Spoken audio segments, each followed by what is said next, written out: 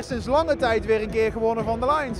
Ja, moet ik zeggen, ik ben ook wel tevreden over het hele toernooi hoor. We hebben goed gespeeld, dit was onze minste wedstrijd. Maar als je dan nog winnend kan afsluiten, mag ik heel tevreden zijn. En we moeten zeggen, het is de ontwikkeling van de laatste 2 maanden van de ploeg hoor. Wij beginnen steeds beter te handballen, de vastigheden komen terug. En dan zie je, dan zijn wij voor iedereen moeilijk te verslaan, zelfs voor de Lions. Wat was het verschil vandaag tussen jullie en de Lions? Nou, het is natuurlijk, je bent al de 3e dag aan het handballen. Hè. Dus allebei de ploegen zijn sowieso vermoeid.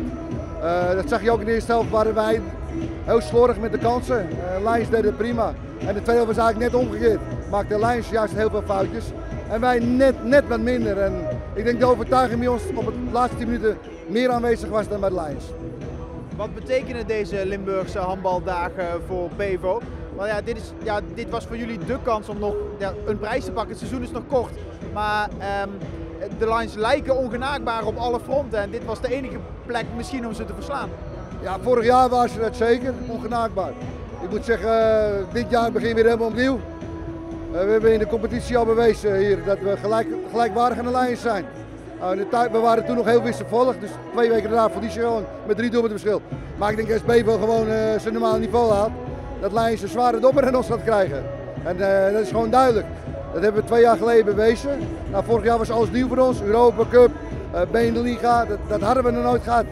Nou, nu zijn we dat gewend en nu beginnen we ook langzaam ons niveau weer te halen. Dan zijn die Limburgse handbaldagen even een mooie afwisseling tussen de andere competities door. Ik denk dat het heel belangrijk is ook voor de ontwikkeling van de groep natuurlijk, hè, voor ons ploeg. En buiten dat, we zijn ook een Limburgse ploeg natuurlijk. Dus de Limburgse handbaldagen leeft enorm bij ons.